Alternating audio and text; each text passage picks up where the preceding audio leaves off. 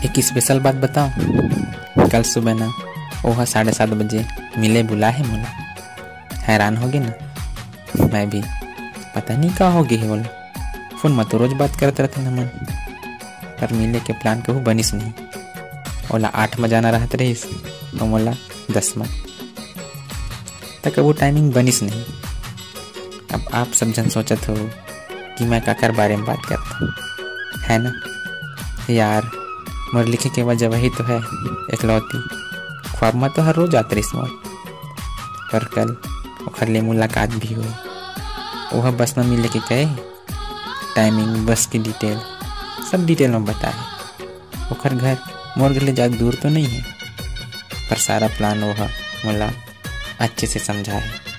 कहते पहले वो बस में बैठी, फिर बाद में मोला बैठना हुई। अब सवाल ये रही कि ये सब सच में हो पाई। वैसे आज ले पहले हम सिर्फ एक ही बार मिले हैं, सोचे नहीं रहा हूँ फिर से मिल पाऊँ। आखिरी मुलाकात में बहुत कुछ कहना रही सफर से, ये बार मौका मिले है तो सब कह के आया हूँ। इन सब ख्यालों के साथ पता नहीं चली कब मोर सुबह हो गई। यहाँ 8 बजे उठत रहा मैं यहाँ, अब आज एक्साइटमेंट में 4 बजे ही नींद खुल गई। जितना एक्साइटमेंट मैं हूँ ओखर से मिलने के सोचत हूँ, का वो भी होई। मैं रात भर नहीं सो पाया हूँ आज, का बोला नींद आए होई।